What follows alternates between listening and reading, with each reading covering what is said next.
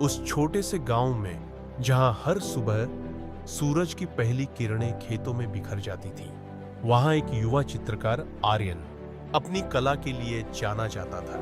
उसकी आंखों में सपनों की चमक थी और उसके हाथों में रंगों का जादू। वह हमेशा अपने कैनवास पर प्रेम की कहानियां उकेरता था, लेकिन खुद प्रेम को कभी नहीं पाया था। एक दिन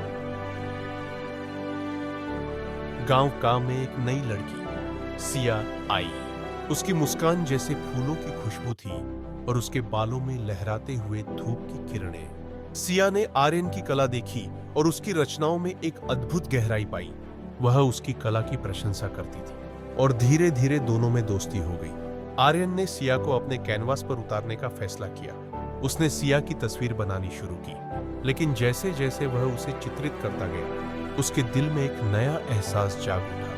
सिया की आंखों में एक सागर था और आर्यन उस सागर में डूबता चला गया। सिया भी आर्यन की मासूमियत और उसकी कला के प्रति जुनून से प्रभावित हुई। वह अक्सर उसके पास बैठती और उसकी कहानियां सुनती।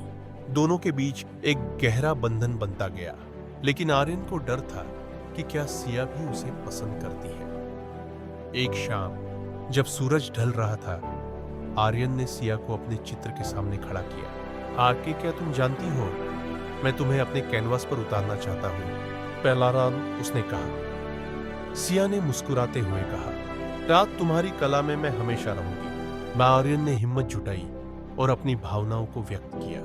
पर तब मैं तुमसे प्यार करता हूं सिया।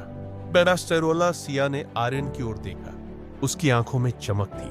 आज मैं भी तुमसे प्यार करती हूं आर्यन का उस दिन गांव में प्रेम की एक नई कहानी शुरू हुई। आर्यन ने सिया को अपने जीवन की सबसे खूबसूरत तस्वीर बना दिया और दोनों ने मिलकर एक नए अध्याय की शुरुआत की, जहां कला और प्रेम का संगम था।